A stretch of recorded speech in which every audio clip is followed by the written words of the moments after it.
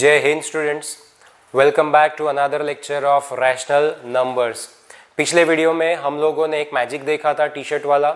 उसके बाद हम लोगों ने उसी वीडियो के अंदर में एक एक्सरसाइज होमवर्क में दी थी, exercise 1.1 from the NCERT text book, जहाँ पर मैंने आप लोगों को उसका स्नैपशॉट अटैच करके दिया हुआ था। अब मैं उसी एक्सरसाइज को डिस्कस करने वाला हूँ इस वीडियो के अंदर में और आने वाले सब्सिक्वेंट वीडियोस के अंदर में, जब तक कि वो एक्सरसाइज फिनिश नहीं होती। प्लस मैं यहाँ पर सारे के सारे प्रॉब्लम्स को डिस्कस नहीं करूँगा, मैं उन्हीं प्रॉब्लम्स को डिस्कस करूँगा जो मुझे लगता है कि आप लोगों को डाउट्स आ सकते हैं डिपेंडिंग अपॉन माय एक्सपीरियंस के बच्चों ने उन एक्सरसाइज में से मुझे कब कब कौन से डाउट्स पूछे हुए हैं। ठीक है, इसके अलावा अगर मैं कोई प्रॉब्लम स्किप कर देता हूँ और उसमें आपको डाउट रहता है तो that is your job to let me know through whatever means you know, whichever means you have with you. Okay, so let us begin with the first problem of the exercise 1.1. Second thing, मुझे मेरे ही घर वालों ने एक आरोप लगा के बोला हुआ है कि सर आप आपके वीडियोस के अंदर में अपना स्माइली फेस कैरी नहीं करते हो। ठीक है, तो मैं कोशिश कर रहा हूँ कि इस वीडियो में मैं आपके सामने अपना फेस थोड़ा सा स्माइली कैरी करूँ सो दैट आप लोगों को थोड़ा सा रिफ्रेशिंग लगे। क्लास के अंदर में तो ये पॉसिबल होता है, बट ऑन कैमरा थोड़ा सा डिफिकल्ट हो जाता है, यू नो, कि आप लोग नहीं होते हो सामने, मुझे एक ही जगह पर देख के बात करनी है तो थोड़ा सा बोरिंग भी लगता है वो शूट करना, but still I will manage. और अगर कुछ कम ज़्यादा रह जाता है तो आप मुझे बताइए कि सर यहाँ पे आपने स्माइल करना छोड़ दिया था। एक्चुअली होता ये है कि मैं थोड़ा सा इन्वॉल्व हो जाता हूँ प्रॉब्लम सॉल्व करते वक्त, तो स्लिप ऑफ माइंड हो जाता है कि मुझे स्माइल भी करना है। आपको ऐसा ना लगे कि कोई मोगैम्बो यहाँ पर खड़ा हुआ है और आपके ऊपर हैमरिंग कर रहा है प्रॉब्लम्स को या मैथमेटिक्स को। So I try my best and कहीं पे छूट जाए तो bear me. Okay, so let us begin. First problem यहाँ पे आपको दिया हुआ है, using appropriate properties find. First यहाँ पर आप देख सकते हो कि ऐसा प्रॉब्लम हमने सॉल्व एग्जाम्पल के दौरान पिछले ही वीडियो के अंदर में देखा था, जहां पर आपको मिक्स्ड टाइप के ऑपरेशंस दिए हुए हैं, मल्टीप्लिकेशन दिया हुआ है, एडिशन दिया हुआ है, सब्ट्रैक्शन भी दिया हुआ है, बराबर है। तो तब हम लोगों ने पहले एसोसिएटिव प्रॉपर्टी यूज की थी और उसके बाद में डिस्ट्रीब्यूटिव प्रॉपर्टी यूज की थी, राइट। तो यहाँ पर भी हमको यही करना है। अब आप बोलोगे सर जब आप वो टाइप के प्रॉब्लम्स पढ़ा चुके हो तो यहाँ क्यों ले रहे हो? मैंने आपसे कहा कि मुझे पता है कि कहाँ पे डाउट्स पूछे जाते हैं, तो मैं ये कितनी भी बार बताऊँ ना तो कहीं ना किसी को उसमें सॉरी कहीं ना किसी को उसमें डाउट्स आएंगे ही आएंगे, इसलिए मैं बता दे रहा हूँ। अगर जिनको ये प्रॉब्लम आए हैं बहुत अच्छा है, आप सिर्फ अपने आंसर को इसके साथ मैच कर लो। जिनको नहीं आए हैं उनके लिए पूरा सॉल्यूशन आपके सामने अवेलेबल है। ओके, सो स्टार्ट करते हैं। तो अकॉर्डिंग टू बॉडमास रूल सबसे पहले हम लोग फाइंड करते हैं कि मल्टीप्लिकेशन कहाँ पर है। हम उनको यूजिंग एसोसिएटिव प्रॉपर्टी पास में लाते हैं। तो यहाँ पर मैं -2/3 मल्टीप्लाइड बाय 3/5 और ये पूरा नेगेटिव साइन के साथ -3/5 मल्टीप्लाइड बाय 1/6 इनको मैंने अपने पास में ला लिया। अभी जो बच गया 5/2 अकेला, उसको साइड में रख दिया और यहाँ पे मैं लिखूंगा बाय एसोसिएटिव प्रॉपर्टी। अभी मैं शॉर्टकट ही लिखूंगा, ठीक है।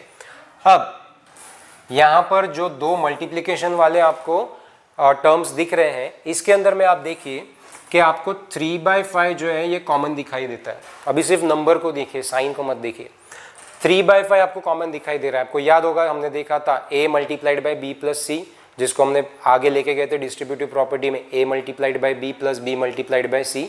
तो हमने रिवर्स ऑफ डिस्ट्रीब्यूटिव प्रॉपर्टी लगाया था जिसमें a कॉमन निकाल लिया था। तो यहाँ पर आप देख सकते हो कि हमारे पास में 3/5 कॉमन है, तो मैं उसको बाहर ले लूँगा यूजिंग डिस्ट्रीब्यूटिव प्रॉपर्टी। वहाँ रिवर्स ऑफ डिस्ट्रीब्यूटिव प्रॉपर्टी नहीं लिखना है, सिर्फ डिस्ट्रीब्यूटिव प्रॉपर्टी लिखना है, ठीक है। स्माइल।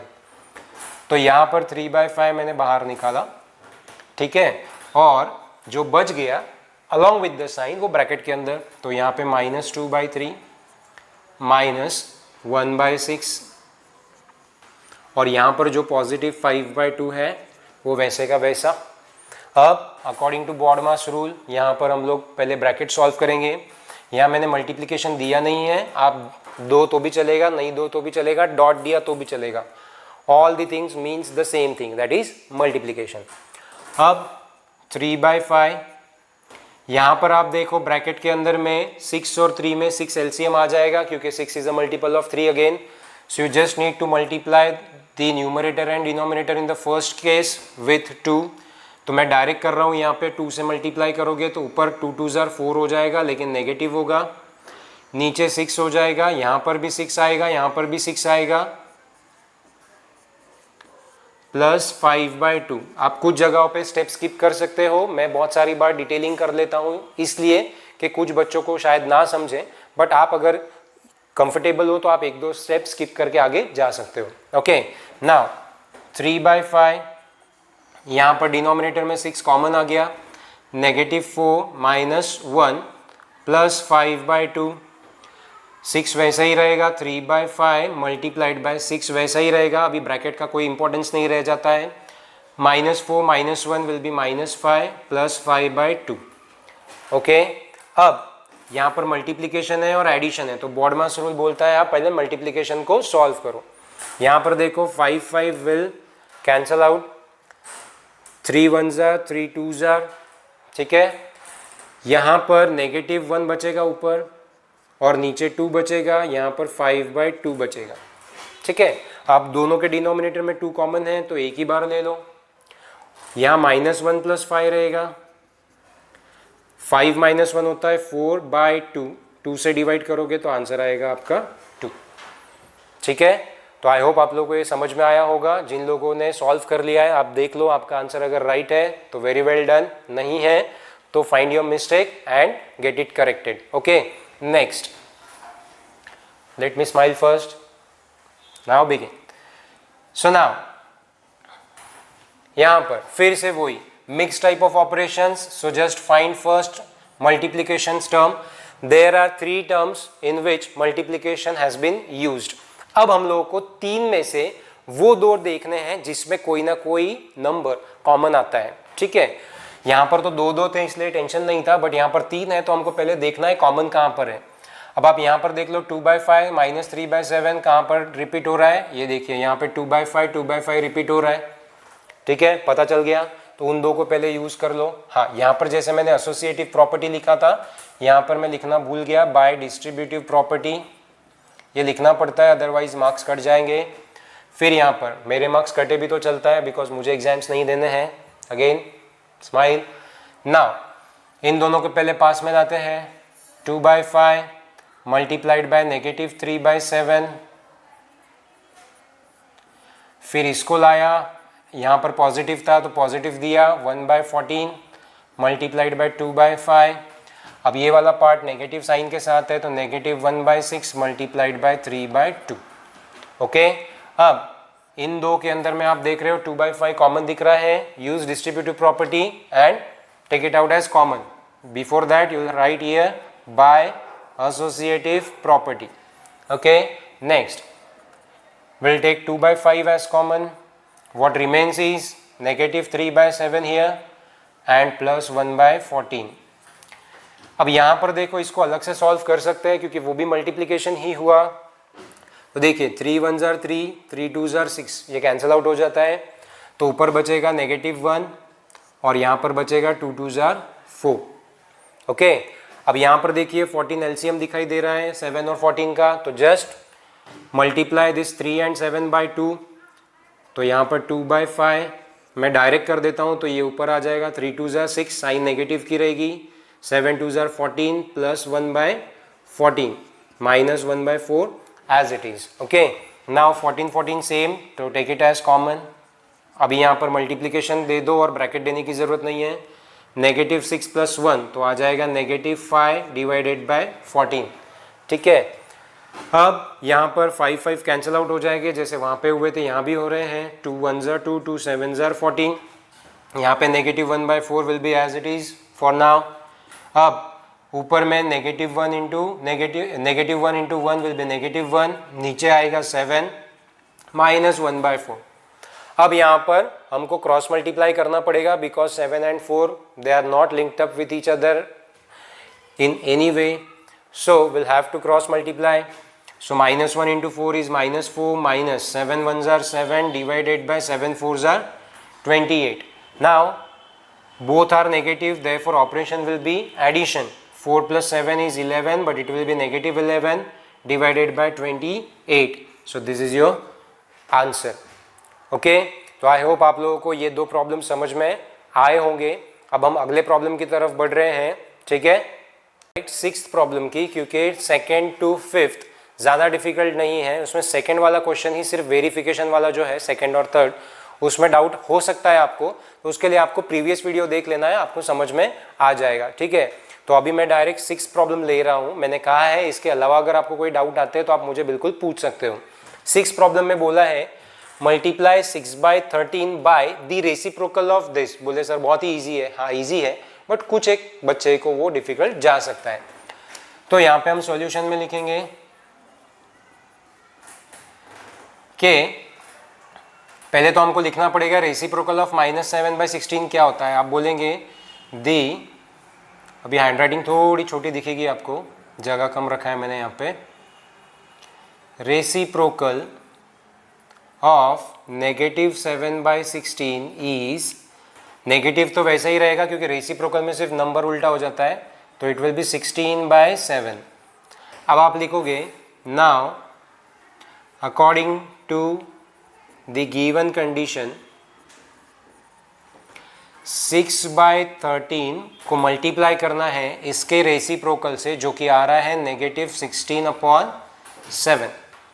ओके, अब यहाँ पर आप देखोगे तो कोई भी चीज़ किसी से भी डिडक्ट तो होती है, यानी कट होती हुई दिखाई नहीं दे रही है, डिवाइड होती हुई नहीं दे रही है। तो हमको सिर्फ क्या करना पड़ेगा, न्यूमरेटर को न्यूमरेटर से मल्टीप्लाई करना पड़ेगा, डिनोमिनेटर को डिनोमिनेटर से। सो पहले साइन देख लो, नेगेटिव पॉजिटिव बिकम्स नेगेटिव। 6 × 16 कर लो, I think it comes as 6 6 36, 96 आएगा। एंड यहाँ पर 7 × 13 कर लो तो ये आएगा 91। ये हो गया आपका answer, 96/91 negative. Okay, so this is your answer for question number 6। Now question number 8, मैं 7th को स्किप कर रहा हूँ क्योंकि वो इजी है।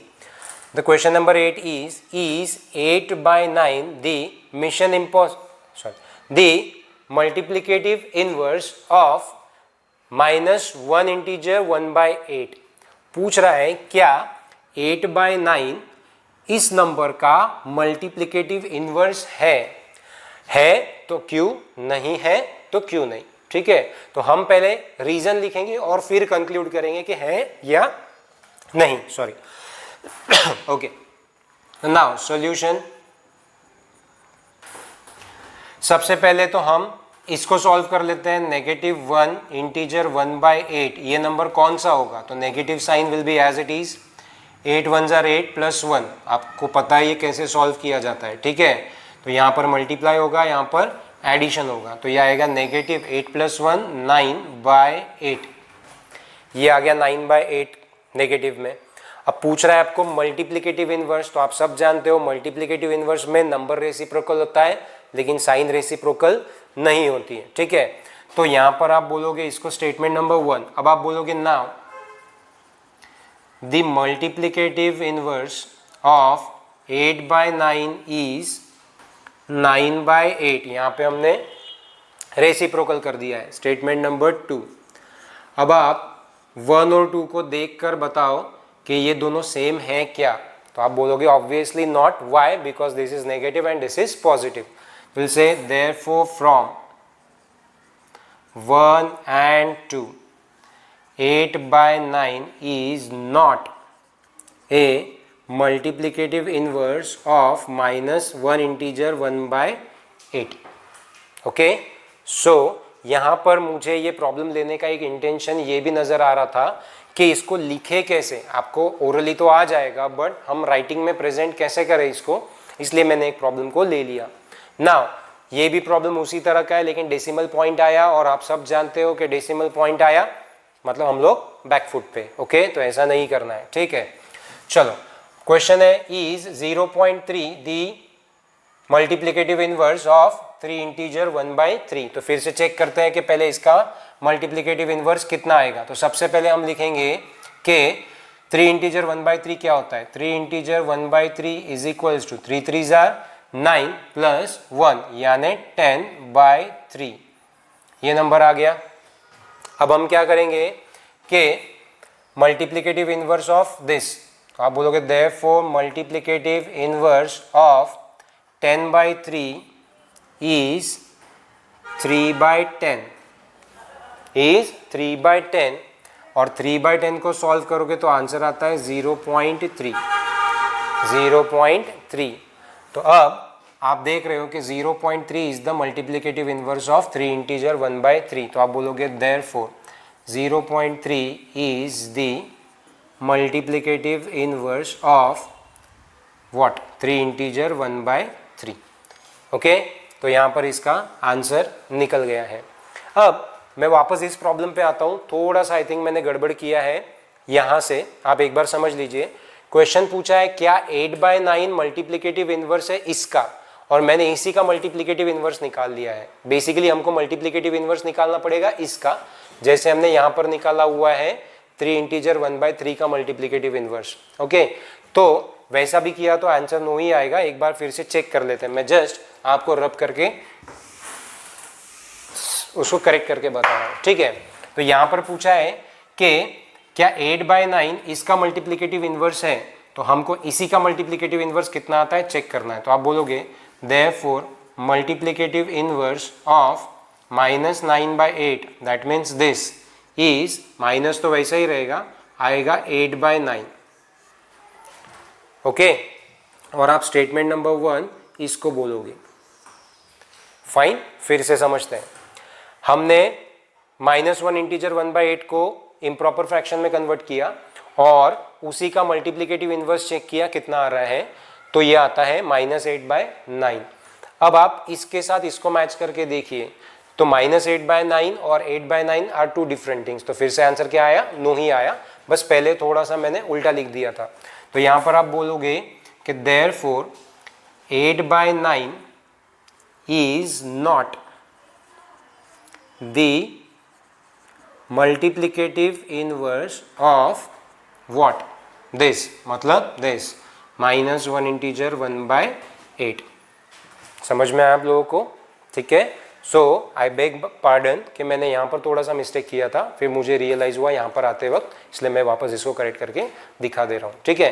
तो आई होप आप लोगों को समझ में आया होगा। इसके अलावा इसमें 10th और 11th 2 प्रॉब्लम्स और थे जो ऑब्जेक्टिव और ऐसे टाइप के ही थे, इसलिए मैंने इसको इस वीडियो में डिस्कस नहीं किया हुआ है। इनकेस आपको लगता है तो you know what to do. अब मिलते हैं अगले पार्ट में, जहाँ पे हम देखेंगे how to represent the rational numbers on the number line, ठीक है। तो तब तक के लिए अपना ख्याल रखें, होमवर्क कर लीजिए। जो भी आप लोगों को इसमें कुछ डाउट आते हैं वो फिर से एक बार समझ लीजिए, वीडियो को रिवाइंड करके 2-3 बार प्ले करके, whatever you want to do.